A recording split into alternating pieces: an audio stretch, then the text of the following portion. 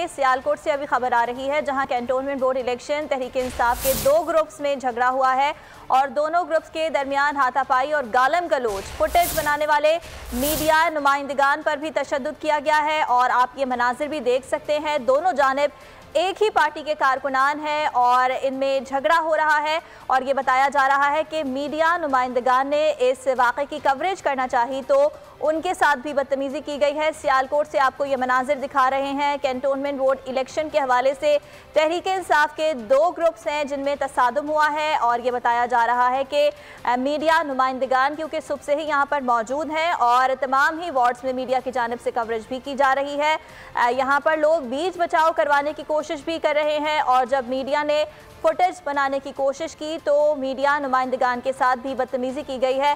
आपको सियालकोट से ये मनाजिर दिखा रहे हैं जहां पर दोनों जानिब पीटीआई के कारकुनान हैं और पीटीआई के कारकुनान दो ग्रुप्स में बटे हुए हैं और दोनों ग्रुपों में तसादुम हुआ है और इस तसादुम के दौरान गालम गलोच का सिलसिला भी जारी रहा। नदीम तगौरी, बताइएगा क्या मामला है, ये क्यों झगड़ा हुआ?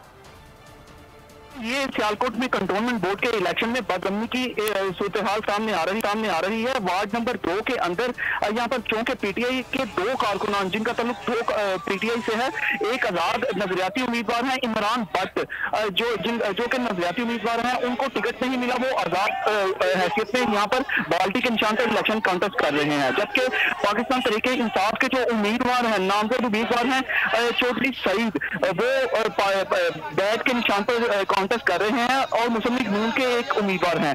इन तीनों के स्टेशन के यहाँ पर हसास पोलिंग स्टेशन है हवातीन का, वहाँ पर खड़े थे। जबकि वहाँ पर पाकिस्तान भी जानते रहेंगे। फिल वक्त आपका शुक्रिया। सब्सक्राइब करें और बेल दबाएं ताकि कोई खबर रह न जाए।